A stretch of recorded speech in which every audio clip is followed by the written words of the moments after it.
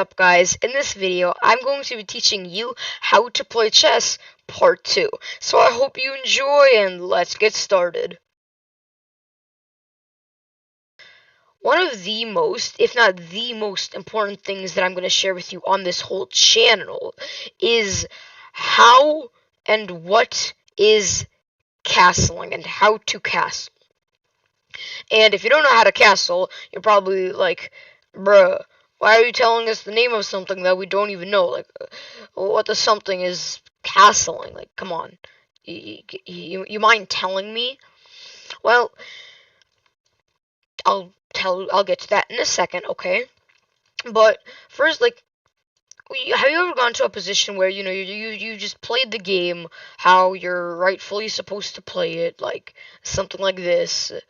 Um, I don't know exactly what kind of positions you guys get into in your games, but for example, this. Have you ever gone to a position like this, and now you just don't know what to do next? Sure, queen e2-ish, develop your queen, like whatever, but what's my game plan here? Like my king's kind of open, like his queen can like go to h4 and do some bad stuff to my king on e1. What do I do with my king?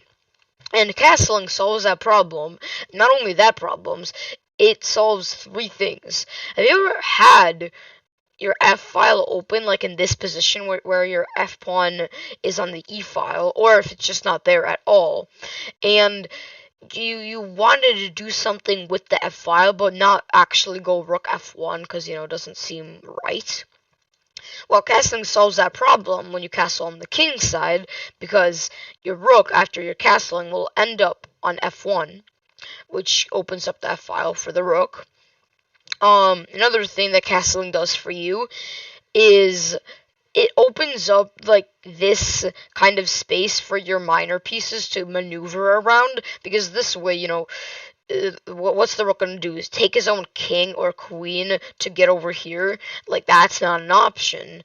And you don't want the rook to just stay there. Same with the knight. Like, maybe this knight wants to go right here, so then it can go right here eventually, but the king is in the way. So that's another thing castling solves, is just get the king out of there so it has more space, or so your other pieces have more space to maneuver around.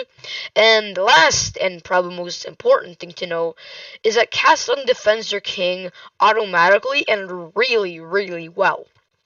And okay, you're probably like, okay, Six Knight, you told me how good castling is. We should know it so badly, what it does, but can you please just tell us what castling is and how to do it? Well, okay, I will tell you, viewer, but don't say I didn't warn you, because if you don't know what castling is, this might blow your mind. 3, 2, 1, go. Yeah, I know. King and Rook just did magic. They're wizards out here. And it's how it looks. They didn't actually do magic. What they did was called castling. And how castling works, when you're castling to the king's side, or the queen's side I'll explain a bit later. When you're castling to the king's side, king moves 2 tiles to the side, and rook moves 2 tiles to the side. And that's how, bang. And see, the rook was here, so it moved here now, and the king was here. And he moved here now. If we do the math, 1, 2, 1, 2. The rook moved 2 tiles, the king moved 2 tiles. And now quickly check, when you castle on the king's side, was everything I said true? Look, f-file is now open. The king is really safe now. Like, I mean, you could have like 5 queens attacking it. With this kind of setup, there's not a lot they can do. Like, fine, with 5 queens maybe, but like, at least with this, with what your opponent has in this position, and pretty much all positions, if you defend correctly, and it's really easy. It's really easy to defend with castling. And in some positions, your opponent won't even attack, knowing that you'll be able to defend. So yeah, your king's safe, and now the king isn't here, so like the knight can like maneuver around it. And also, if the queen goes up to d2, the rook has space to do this and like get out eventually. And it's a long way for the rook, but it'll get there eventually. Okay, no teasing the rook. A rook is a home, and if you tease your home, it might run away and you'll be homeless. So don't tease the rook. You can't No joking with the rook around here. This one's fine. Like, he's already in a safe castle. There's a home inside a castle. It's a home inside home. And I did say I was going to mention how queenside castling works. So, okay, it's called queenside castling because you're castling the same way, but on the queen side, where the queen was first spawned in the starting position of the chess game. And for this, not only do the minor pieces have to be out of the way to castle, the queen does too. So no pieces have to be in, or there can be no pieces in the way of you castling, just like on the king side castling. And there can't be no queen in the castle when you're castling. So for this to work, you have to play something like this, and then they go here, and then you play here, and let's say they castle kingside. Now, nothing is in the way, and now it works similar to kingside castling. The king still moves 2 tiles to the side, but the rook now moves 3 tiles to the side. Watch. Boom. See, rook was here, it moved 1, 2, 3 tiles to the side. King was here, it moved 1, 2 tiles to the side. And it's the same thing, except your king won't be touching the A pawn just yet. The rook will be on the D file, which is pretty good. And I mean, yeah. And I'll just tell you, don't try to experiment with queenside castling too much as a beginner. Like, I feel like as a beginner, it's just not very common to play to queenside castle unless you really see that there's a reason to do it. Like, in this position, there's a reason to do it. You know, you want to push the D pawn, but you want more defense on it. Now you have 1, 2, 3, 4, 5 pieces defending the square, so you're all set. And, you know, that's the nice thing about queenside castling when you're a bit higher in rating than, like, I'd say 500, because later then your rook's automatically on the D file, which gives you opportunity to push your D pawn, and if the D pawn isn't even there, just bam, control the D file like it's like you own it, you know? Like your opponent can't even touch it just because of how much rent you paid to own the D file. And yeah, that's all I'm going to share with you today about kingside and queenside castling. So let's move on to development of your pieces. Have you ever started a chess game, just opened your eyes, and looked at these 4 fellas, and you're like, bruh, why are you just sitting there miserable on G1, F1, C1, and B1? Like, what? Just go somewhere. Well, that's actually in your control because you're the one playing chess, sir, but not the point. That's where developing your minor pieces comes in. Let's say you played E4, E4, E5, very common opening for a beginner, and you just feel like these pieces want to do something, you know?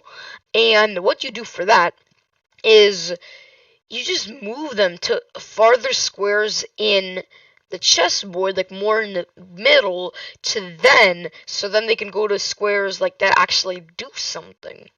Like, for example, for a knight, you can go knight f3, and now the knight's actually doing something. You see, it's attacking the pawn, because the knight can go like this.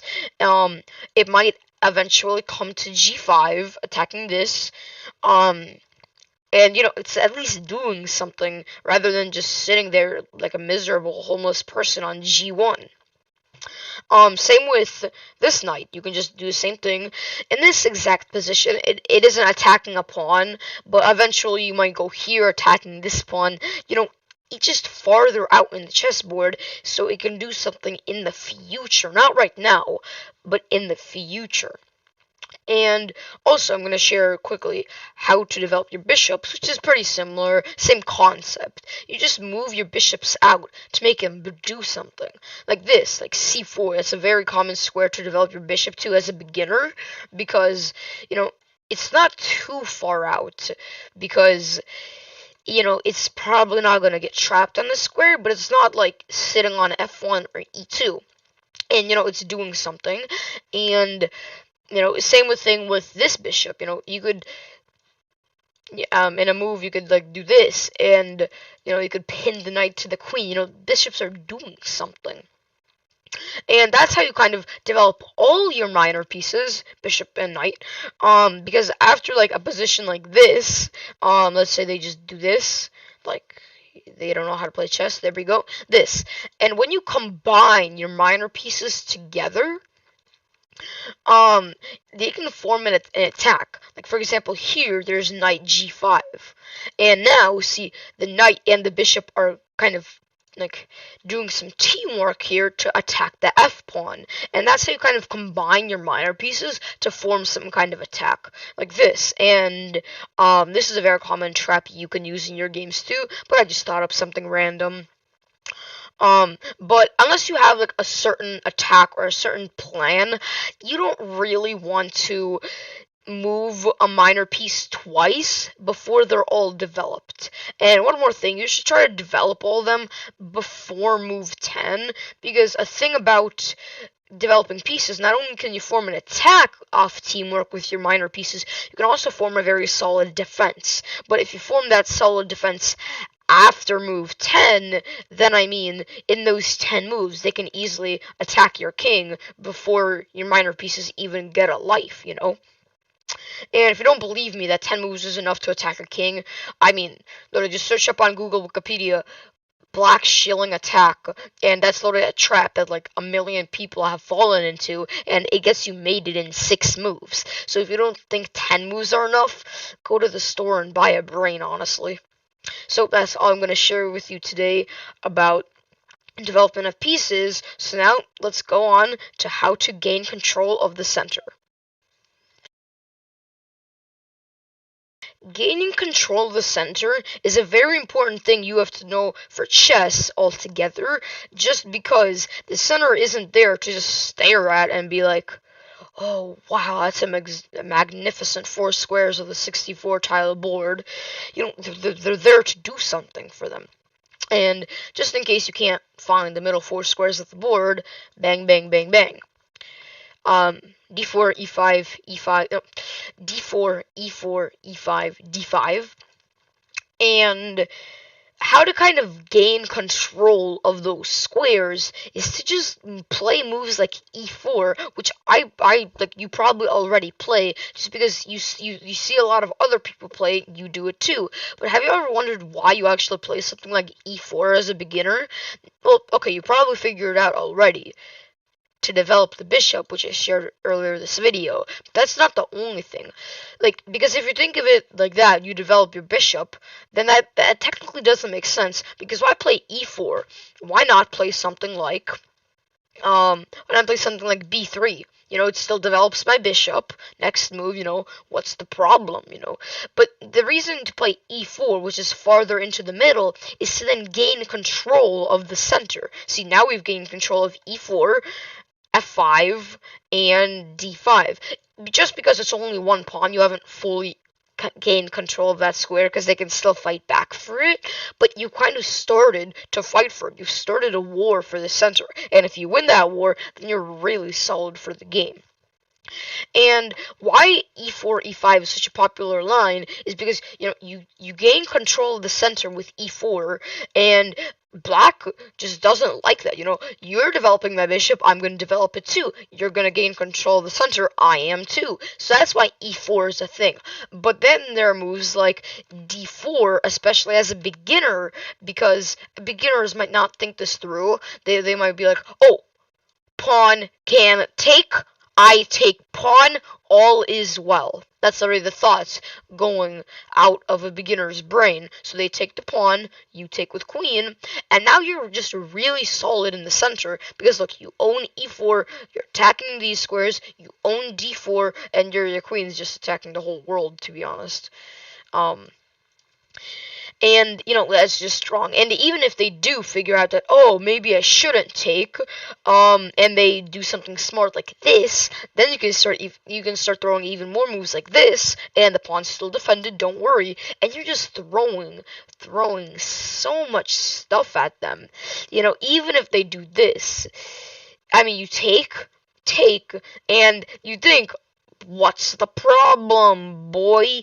Like, we just trade our pawns. No, we don't. Or we do, but there's a little catch. After takes, and then he finally takes back the pawn, then we can take his queen. He takes back, but the problem is when he takes back, he can't castle anymore, so his king is wide open for attack. So that's why, as a beginner, you can really, really have fun with moves like d4 and f4 to attack the center and just have some fun with that. And last thing, you're probably asking me like, 6 knight. Okay, you gain control of the center, but what does that give me? Well, not only does it give you over half the board, well, it just gives you opportunity for a solid defense because you own the center. Like your opponent can't move his pieces around into your territory because moving it around would mean going into the center, and you own the center, so you just like kick his pieces out of there when they try to go in the center. And you can also form an attack. And by an attack, what I mean by that is, let's say they just ignore the fact that we own the center, and they do this. And we do this. And this would never happen in a real game, but, I mean, you tell me, honestly, as a beginner, maybe our opponent will play this. Maybe he's thinking, like, my rook will be able to teleport and take my knight, or I don't know what goes through the mind of a beginner player, honestly, but, okay, let's say, I mean, this would probably not happen, but let's say this square for the knight to go back is occupied, and even if it wasn't, like, does the knight really want to go back to its starting position where it's not doing anything? And then we just do this, and the knight's just kind of screwed, because he can't take his own companions in a war. He doesn't want to just stay there and be taken. He can't move here, because then ponies will have a battle, and our pony would win, and then it can't go here, because your highness over here will just strike. So the knight is stuck. And even if, like, they didn't move here, and they played, this, or not that, okay, let's say, I don't know, let's just, this, okay, this, and then you do this, and, it's just the same thing. In this position, it's more likely, like, if they go back, then, I mean, like, we just have a developed piece and the center, he has nothing, so that's bad for him. And if he goes here, then takes, and, he has doubled pawns, which are not very good for him. We have a pawn over here, which is really nice. We can get a nice pawn chain after d4 and c3. And, altogether, just a nice position. So that's why, owning the center can be really nice for attacks. That's not the only attack there is, I mean, sorry. But, there are many other attacks you can kind of come up with your own. So just when you're playing chess, especially in the opening, always look out for the center. And when you see your opponent trying to take it as white, try to fight back for it, because it's kind of hard to play chess when your opponent owns the center and you own nothing except for your own territory. So, thanks for watching. I hope you enjoyed, and I'll see you in the next one. Peace out.